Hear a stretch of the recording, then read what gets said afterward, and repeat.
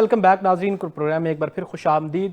میں جیسے پروگرام سے پہلے بات کر رہا تھا, ایک کنفلکٹنگ اور کنفیوزنگ چیز یہاں پہ کریٹ ایسے ہوئی ہے کہ جس طریقے سے وڈائی صاحب ایک پائے کے صحافی ہیں اور وہ لکھتے ہیں ملاقات کے بعد فیلڈ مارشل صاحب کے کہ موفی تلافی سے کام جو ہے وہ ممکن ہے, تو یہ فوراً کر کے جیل سے باہر نکلنا ہی عملیاتی پسندی ہے, یہ انہوں نے لکھا ہے. تو میں سوال یہاں پہ یہ اٹھتا ہے کہ فیصل وارڈر صاحب سینئر سیاستدان سینیٹر صاحب یہ فرماتے ہیں کہ وہ اپنے طور سے معافی کی تجویز دے رہے ہیں. گوندل صاحب سر یہاں پہ کیوں کنفیوژن بن رہی ہے؟ ایک تو مجھے یہاں پہ کلیریفیکیشن دے, پھر ہم مزید بڑھتے ہیں نا سر کہ معافی تلافی کا ازالہ ہے کیا؟ دیکھیں ان کا اس آرٹیکل سے سمجھ آ رہی ہے وہ یہی ہے کہ ان کا خیال ہے کہ جو پی ٹی آئی ہے, عمران خان صاحب ہیں, وہ صدقے دل سے معافی مانگیں تو ہی کوئی سیاسی مصالحت ہو سکتی ہے, ان سے راستہ جو ہے وہ پیدا ہو سکتا ہے. اس کا مطلب تو یہی ہے جی. لیکن اب سوال یہ ہے کہ وہ معافی کس صورت میں ہوگی, معافی کس سے مانگی جائے گی, کس طرح سے سمجھا جائے گا کہ اب معافی مانگ لی گئی ہے, اور معافی مانگنے کے بعد معافی کی قبولیت ہوگی کہ نہیں ہوگی. یہ بہت بنیادی سوالات ہیں, اور پھر اس کی ایک وجہ یہ ہے کہ وہ کنٹروورشل اس لیے ہو گیا کہ محترم وڈائی صاحب نے جو لکھا سو لکھا, اس کے بعد جو خاص کر وہ لوگ جو وہاں سے لائن کے حوالے سے ہمیں بتاتے رہتے ہیں, وہاں کے پیغامات کو لے کے جن کو رسائی ہے, تو انہوں نے کل کھل کے بتایا کہ ایسی کوئی بات ہوئی نہیں ہے, تو 1 to 1 کوئی ملاقات نہیں ہوئی, نمبر 1, اور نمبر 2 کوئی ایسی والی معافی والی آفر ہوئی نہیں ہے. ہم نے کل فیصل وارڈا صاحب کی گفتگو سنی ہے, کچھ اور لوگوں کی بھی سنی ہے, تو یہ تو کل سے ہی کنٹروورسی پھر بن گئی. تو مطلب کہ فیصل وارڈا صاحب کی بات ایک طریقے سے وہ سچ سمجھی جائے؟ نہیں, یہ کہنا مشکل ہے, میں تو نہیں کہوں گا کس کو سچ سمجھا جائے یا کس کو جھوٹ سمجھا جائے, لیکن انہوں نے کل کانٹراڈکٹ کیا ہے اور انہوں نے کہا جی ایسی کوئی بات ہوئی نہیں ہے. صرف فیصل وارڈا نہیں ہے, اور بھی جو لوگ جو ہیں جو پیغام لے کے آتے ہیں, جو رسائی پاورفل کوارٹرز تک رکھتے ہیں, انہوں نے تو کیٹیگوریکلی کہا ہے کہ کوئی ایسی 1 to 1 ملاقات نہیں ہوئی اور نہ ہی کوئی ایسی پیشکش وہاں پہ کی گئی ہے جس کی بنیاد کے اوپر وہ آرٹیکل میں جو بات ہوئی ہے.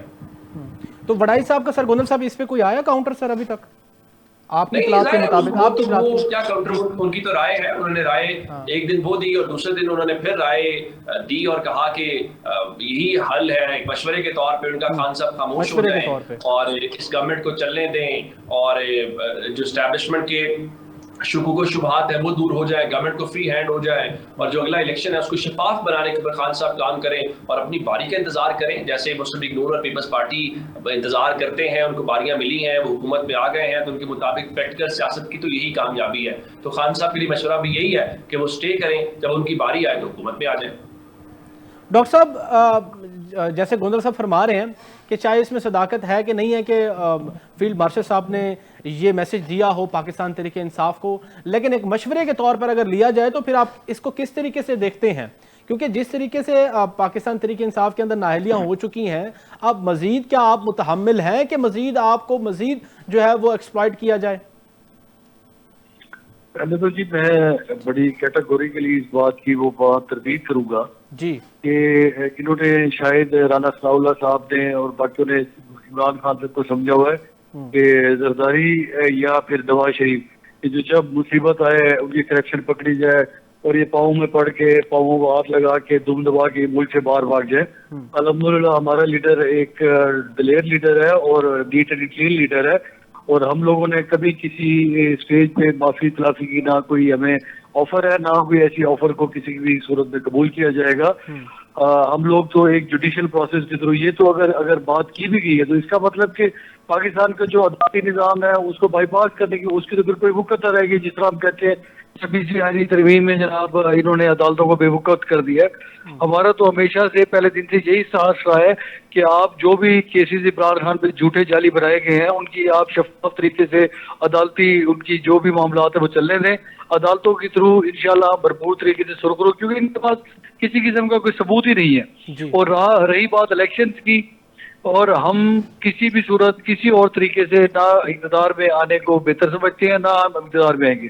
ہاں, عوام نے جس طرح 8 فروری کو پاکستان تحریک انصاف کو عمران خان کو مینڈیٹ دیا تھا, اسی مینڈیٹ کے تھرو پراپر چینل بااختیار ہو کے عوام کی نمائندگی کرتے ہوئے انشاءاللہ ہم ایک اقتدار میں آئیں گے, اور انشاءاللہ وہ دن دور نہیں ہے. کیونکہ دیکھیں عوام کی طاقت کے سامنے دنیا کی کوئی طاقت نہیں کھڑی ہو سکتی. آئین و قانون کے دائرے میں رہتے ہوئے ہم اپنی جائز جدوجہد ہمیشہ جاری رکھے رہیں گے، لیکن کبھی کسی ڈیل کی صورت میں، کبھی کسی معافی تلافی کی صورت میں، اور کبھی کسی ایکسٹرا جوڈیشیل اور ایکسٹرا کانسٹیٹیوشنل طریقے سے انشاءاللہ اقتدار میں پاکستان تحریک انصاف نہیں آئے گی، اور نہ ہی عمران خان صاحب کا کوئی ایسا ارادہ ہے۔ ٹھیک ہے۔ اچھا سر گوندل صاحب، میں اب آپ کا خاص طور پہ پوائنٹ آف ویو لینا چاہ رہا ہوں خیبر پختونخوا کی حکومت کے حوالے سے۔ اب جس طریقے سے قدرتی آفت وہاں پہ آئی ہوئی ہے، کیا سمجھتے ہیں کہ پاکستان تحریک انصاف کی جو سیاست ہے کیا اس پہ وہ امپیکٹ کرے گی؟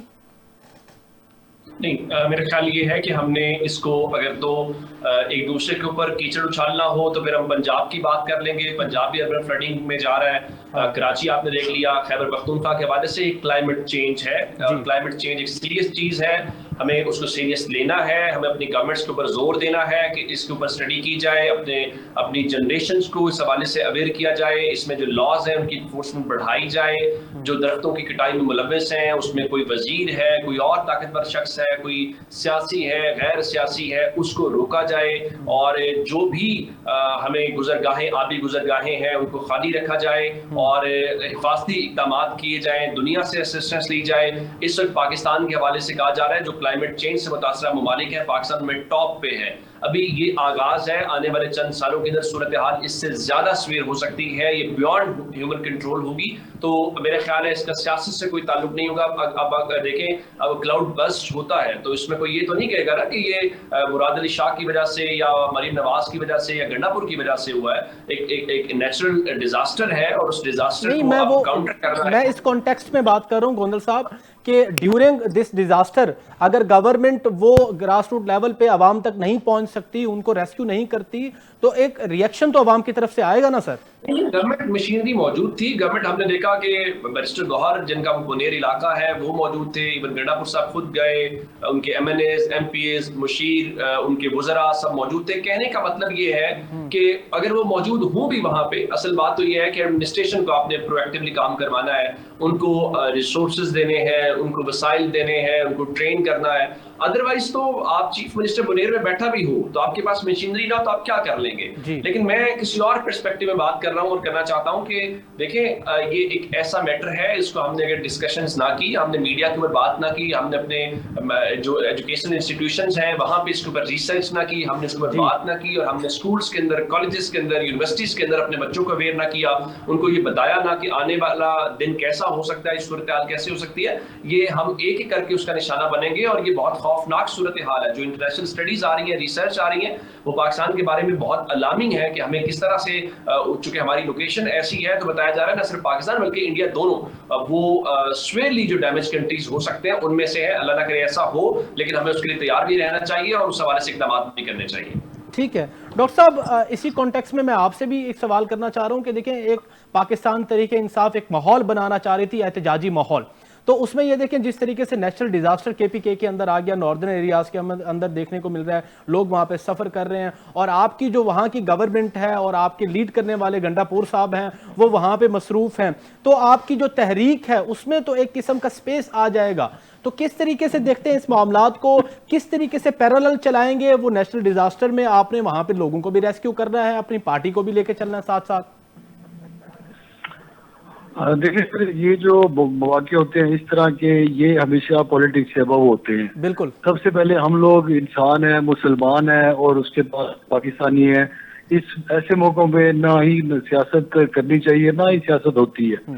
تو یہ ایسا سانے ہیں جو پوری دنیا، چاہے آپ الاسکا دیکھ لیں، چاہے آپ انڈین اسٹیٹ دیکھ لیں، رشیا یہ چائنا میں دیکھ لیں، یا امریکن ایون جب ہریکینز وغیرہ فلڈز آتے ہیں یا اس طرح کی رینز ہوتی ہیں، تو حادثات تو یہ ایک نیچرل ڈیزاسٹر ہوتے ہیں۔ اس کو پریونشن کے لیے بڑی لانگ ٹرم پالیسی ہوتی ہے، خدا کی قدرت کے آگے ہم سب بے بس ہوتے ہیں۔ لیکن آپ کو شاید یاد ہوگا کہ جب 2013 میں پاکستان تحریک انصاف کی پہلی دفعہ کے پی میں گورنمنٹ آئی تو اس وقت عمران خان صاحب نے ایک بی این لے کے چلے تھے کہ جی ہمارے ملک پاکستان میں اگلے 10 سالوں میں بڑی ماحولیاتی تبدیلیاں آئیں گی، تو جس کے لیے ہمیں تیار ہونا چاہیے، ہمیں پلانٹیشن کی طرف جانا چاہیے، ہمیں جنگلات نہیں کاٹنے چاہیے، تو گلوبل وارمنگ سے ہمارا ملک افیکٹ ہوگا۔ تو آج 10-12 سال گزرنے کے بعد جو لوگ اس چیز کے اوپر پالیٹکس کرنے پڑ گئے کہ billion tree tsunami, trillion tree tsunami جو ہمارا ایک پروجیکٹ تھا اس کے اوپر باتیں پڑ گئی، تو بجائے اس کے کہ باقی تمام گورنمنٹس کو یا فیڈرل گورنمنٹس کو یہ تمام لوگوں کو ایسے منصوبوں کو سیاست سے ہٹ کے آگے لے کے چلنا چاہیے تھا. آپ کی جتنے بھی جو ہے نا واٹر ریزروائر بنانے چاہیے تھے, جو کہ ہم لوگوں سے کمی کوتاہیاں ہر پارٹی سے ہوئی. میں یہ نہیں کسی کو بلیم کر رہا. اب چونکہ یہ ایک ہمارا قومی مسئلہ بن چکا ہے, لوگوں کی اتنی جو ہے نا افیکٹیو ہو چکی ہے, ہم لوگ ہمیشہ ریلیف کی طرف اور فوری رسپانس کی طرف جاتے ہیں. ظاہر ہے جب ڈیزاسٹر ہوتا ہے وہ کرنا پڑتا ہے, لیکن ایکچولی ان تمام معاملات کا حل اس وقت ہوگا جب ہم تمام لوگ بیٹھ کے ایک اپنے پاکستان میں جو گلوبل وارمنگ اور جو یہ چیزیں ڈیفارسٹریشن ہو رہی ہے, درخت کاٹے جا رہے ہیں, تو اس کے اوپر ہم بیٹھ کے ایک جامعہ پالیسی بنائیں, اور جو بھی گورنمنٹ وہ اس پالیسی کو تسلسل لے کے آگے جو ہے نا وہ چلے, تبھی جا کے ایسی آفات سے ہمیں کچھ ریلیف مل سکتا ہے. وغیرہ اگر یہی چیزیں ہم ایک دوسرے کو بلیم گیم کے جی وزیر اعلیٰ وہاں نہیں پہنچا, ہیلی کاپٹر اس کا نہیں پہنچا. دیکھیں 2 سال 3 سال پہلے سندھ میں آیا, پھر پنجاب میں آیا, آج کے پی میں آیا ہے, اللہ نہ کرے کل کسی اور جگہ پہ ہے, کشمیر میں آیا ہوا ہے.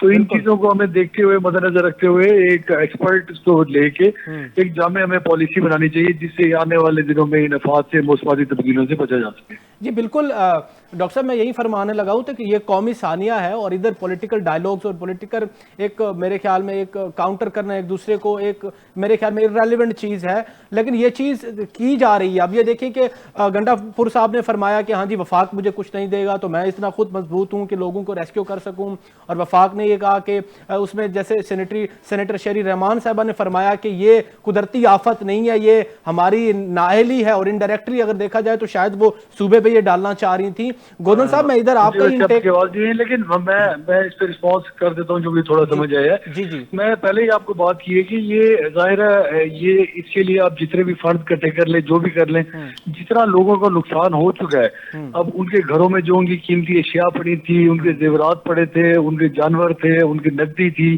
تو آپ اس کا چاہے کچھ بھی کر لیں آپ ایسٹیمیٹ نہیں لگا سکتے.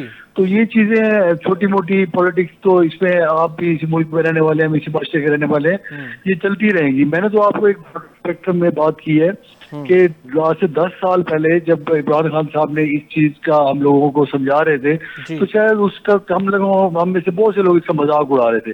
تو آج اس چیزوں کا نتیجہ ہمارے سامنے ہے. وہ کہتے ہیں نا انگلش میں کہ یو آر نیور لیٹ, ابھی بھی دیر نہیں ہوئی. بیٹھ کے تمام لوگ ایکسپرٹیز اس کو ایک ایسی جامع پالیسی ترتیب دیں کہ آنے والے وقتوں میں تاکہ نقصان کم سے کم ہو سکے. ٹھیک ہے گوندر صاحب, اچھا اس میں یہ ہے کہ کیونکہ جو فلو ہے وہ واٹر کا اگر ہم دیکھیں تو ناردرن ایریا سے یہ اس طرف ہی آتا ہے پنجاب اور سندھ کی جانب, ٹھیک ہے, کیونکہ میرا خود بذات تعلق جو ہے وہ ڈیرہ غازی خان سے ہے. یہ جو ساؤدرن پنجاب کے تمام سٹیز ہیں, اور ہم بات کریں کچے تک کا علاقہ اور آگے سندھ تک, تو اس وقت دیکھیں تو ریورز کا بھی جو واٹر کا جو سطح ہے وہ بھی بڑھ چکی ہے. تو کیا اب آگے جو ہے وہ پنجاب حکومت یا سندھ کی حکومت اس پہ کیا ریڈی ہے کہ یہ جو سچویشن رائٹ ناؤ بنی ہوئی ہے؟ دیکھیے جو فلڈنگ ہے وہ ایک الگ ایشو ہے, یعنی جہاں پہ آپ یہ کہتے ہیں کہ دریا میں بہاؤ زیادہ ہے, یا ہمیں روزانہ پی ڈی ایم میں پنجاب میں اپڈیٹ کرتا ہے کہ اتنے کیوسک کا ریلا گزر رہا ہے, پانی ہے, وہ تو ظاہر مونسون کا سیزن ہے تو وہ انڈیا میں بارشیں ہوتی ہیں, وہاں سے بھی پانی وہ سارا کچھ آگے آتا ہے. اصل ایشو اس وقت یہ نہیں ہے جس کی وجہ سے یہ ساری تباہی ہو رہی ہے. یعنی کراچی میں تو کسی دریا سے پانی نہیں آیا نا جی, جو لاہور میں پانی ہے وہ کسی دریا سے تو نہیں آیا, پشاور شہر میں آنے والا پانی تو کسی دریا سے نہیں آیا. وہاں دریا کا یا وہ پرابلم نہیں ہے سر, پرابلم یہ ہے کہ ہم نے اپنے ڈرینیج سسٹم کو ٹھیک نہیں کیا. پرابلم یہ ہے کہ ہم نے سوسائٹیز بنا دی ہے جہاں آبی گزرگاہ تھی, جہاں سے بارشوں کا پانی نیچرل فلو میں جاتا تھا. پرابلم یہ ہے کہ جو کلائمیٹ چینج کی وجہ سے جو کلاؤڈ برسٹ ہے یا جو اربن فلڈنگ ہے وہ ایک ایسی صورتحال ہے, اگر آپ نالے صاف بھی کر لیں, دریاؤں کے حوالے سے بھی تیاریاں کر لیں, تو یہ ایک وہ چیز ہے جو ان ایکسپیکٹڈ بھی ہے, جو آؤٹ آف سلیبس بھی ہے. اب ہمیں اس کی تیاری کرنی ہے. میرا خیال یہ ہے کہ گورنمنٹس کو چھوڑ کے as a society, as a nation ہم اس کے لیے تیار نہیں ہے, جو کہ ہمیں اوور آل نظر آیا ہے. وہ پنجاب ہو, وہ سندھ ہو, وہ خیبر پختونخوا ہو, ایک گورنمنٹ دوسرے کو ٹانٹ کر رہی تھی, لیکن پھر پتہ چلا آج کراچی والے جواب دے رہے ہیں, کل پشاور دے رہا تھا, پرسوں پنجاب دے رہا تھا, تو کل کو آپ دیکھیں گے کہیں کسی اور جگہ پہ ہوگا. تو کہنے کا مطلب یہ ہے کہ یہ سب کا مسئلہ ہے, یہ پاکستان کا مسئلہ ہے. اگر اس مسئلے کو ہم سمجھنا چاہیں گے, نہیں سمجھیں گے, تو پھر تباہی ہے جو ہو بھی رہی ہے اور نظر بھی آئے گی. بالکل سر ایسے ہی ہے. اب جیسے انڈیا کی آپ نے بات کی تو انڈیا میں تقریباً 500 ابو جو ہے وہ چھوٹے بڑے ڈیم ہیں جو واٹر ریزروائرز کے کام کرتے ہیں، لیکن پاکستان کے اندر اسٹیٹسٹکس کے مطابق تقریباً 170 سے 180 چھوٹے بڑے ڈیم ہیں، جو اس وجہ سے پاکستان کو یہ نتیجہ دیکھنے پڑ رہا ہے. تو آپ نہیں سمجھتے کہ ایک کولیکٹیو ریفارمز ایک قومی سطح پر اس پہ ہونی چاہیے کہ ہاں جی ہم لاہے عمل اپنائیں، کس طریقے سے ہم ڈیمز بنائیں پاکستان کے اندر، پاکستان کو سسٹم ہے وہ ڈرینیج کا سسٹم ہے اس کو بہتر کریں؟ جی بالکل آپ درست کہہ رہے ہیں، اور ایسا ہونا بھی چاہیے. اور یہ پاکستان میں بڑے عرصے سے ڈیبیٹ ہو رہی ہے کہ آپ کے ہاں جو ڈیمز ہیں وہ نہیں بن رہے. آپ نے جب انڈیا سے آپ کا ہوتا ہے پانی کا مسئلہ تو وہ کہتے ہیں کہ آپ پانی سمندر میں گراتے ہیں. تو یہ تو ہونا چاہیے. مثلا یہ جو بارشوں کا پانی ہے، لاہور کی بات کریں یا شہروں کی بات کریں، تو آپ اس کو کیسے محفوظ بنا سکتے ہیں؟ کیونکہ لاہور میں کام ہوا، گزار صاحب کے دور میں ہوا، مریم صاحبہ بھی اس کے اوپر کام کر رہی ہیں کہ واٹر ٹینکس بنائے جا رہے ہیں تاکہ واٹر سٹوریج ہو پائے. یہ اچھی بات ہے. اس کی وجہ یہ ہے کہ آپ نے لاہور میں دیکھا ہو زیرا پانی کی سطح بہت تیزی سے گری ہے، اور ابھی حال ہی میں آئی ایم ایف نے اور دیگر جو انٹرنیشنل ادارے ہیں وہ پاکستان کو واٹر اسٹریسڈ کنٹری کہہ رہے ہیں. اور جو واٹر اسکارسٹی جس کا ہم لفظ استعمال کرتے ہیں، پاکستان اس کے اندر ہے، اور ہمارے اوپر آلریڈی ایک بڑا دباؤ ہے. اگر ہم نے کوئی ایسی چیزیں نہ کی تو آنے والے دنوں، آنے والے سالوں اور مہینوں کے اندر چیزیں اور خوفناک ہو جائیں گی. ٹھیک ہے. اچھا سر، اس میں گوندل صاحب تھوڑا سا بین الاقوامی سطح پہ بھی انالیسس ہو جائے. اور میں خاص طور پہ دیکھ رہا تھا جس طریقے سے ڈونلڈ ٹرمپ اور پیوٹن کی نیگوشیشن چل رہی ہے، اس پہ کیا فردر ریپرکشنز دیکھتے ہیں خاص طور پہ پاکستان کے حوالے سے؟ کیونکہ بھارت اپنے نیشنل انٹرسٹ کے لیے وہاں پہ جو ہے وہ ایک ڈیلز کرتا ہے رشیا کے ساتھ، بڑے کم قیمتوں میں پیٹرول لیتا ہے. تو آپ کیا سمجھتے ہیں کہ اب فردر کیا ریپرکشنز ہوں گی اگر وہاں پہ ایک سیز فائر ہوتا ہے؟